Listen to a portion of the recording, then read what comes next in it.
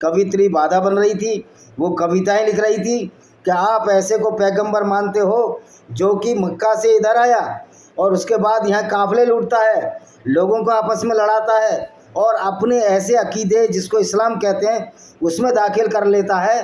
क्योंकि उसने अस्मा बिनते मरवान ने कहानी सुन रखी थी कि मोहम्मद ने बहुत झूठ बोला हुआ था कि मैं बुराक नाम के जानवर पर गया, वहाँ अल्लाह से मिला और उस मस्जिद में भी नमाज़ पढ़ी मोहम्मद ने, जो मस्जिद बनी नहीं थी, अलग सा उस समय मस्जिद नहीं बनी थी। तो इसके झूठ से वो परिचित थी। जब इसके झूठ से परिचित थी, इसके फरेब और षड्यंत्रों से परिचित थी, तो अस्मा बिन मरवान कविताएँ लिख रही थी।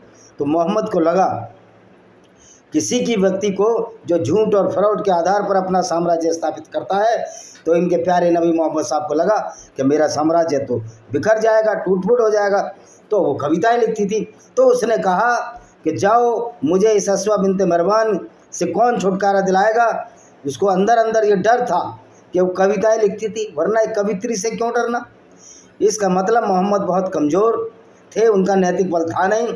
और यही वजह है कि आज किसी मुसलमान को मोहम्मद की बात बताओ तो ये कपड़े से बाहर हो जाते हैं। इसका मतलब इनको भी मालूम है कि इनका पैगंबर इस लायक नहीं है कि उसकी राम से तुलना की जा सके।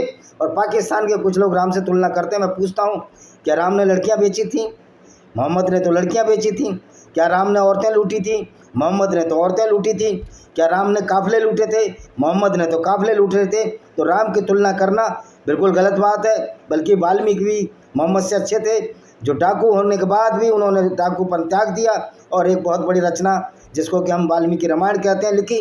तो मोहम्मद का कैरेक्टर तो किसी भी एक साधारण इंसान से जो थोड़ी भी मानवता रखता है उससे भी अच्छा नहीं है। तो इसको इमाम बना दिया गया, पैगंबर बना दिया गया। ये आपकी अपनी प्रॉब्लम है।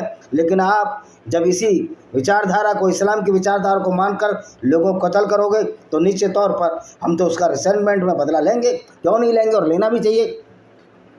तो अस्मा बिनते मरवान की हत्या मोहम्मद के सीधे आदेश के परिणाम स्वरूप उसकी हत्या की कहानी का उल्लेख हदीस इब्न इसाक के पृष्ठ 675 में बहुत अच्छी तरह से प्रलिखित है। बद्र में कुरैश सरदारों को नरसंहार के लिए मोहम्मद की आलोचना करने पर अबू अफाक की हत्या के बाद अबू अफाक को भी हत्या कर दी, क्योंकि अबू अफाक 120 साल के कवि थे। वो भी मोहम्मद की इस गुंडागर्दी के खिलाफ, इस लूटपाट के खिलाफ कविताएं लिखते थे। तो अस्मा बिनते मरवान को बुरा लगा जब 120 साल के कवि की हत्या कर दी, वयोवृद्ध कवि की धोखे से। बाद में कुरैश सरदारों के नरसंहार के लिए मोहम्मद की आलोचना करने पर अबू अफाक की हत्या करने के बाद वह क्रोधित हो गई और एक कविता में मोहम्मद उसके अनुयायी को दोषी ठहराया। अरब जनजातियों के सामान्य समाचार पत्र उसकी निंदा करते। इसके लिए एक बार फिर मोहम्मद ने अपने अनुयायी को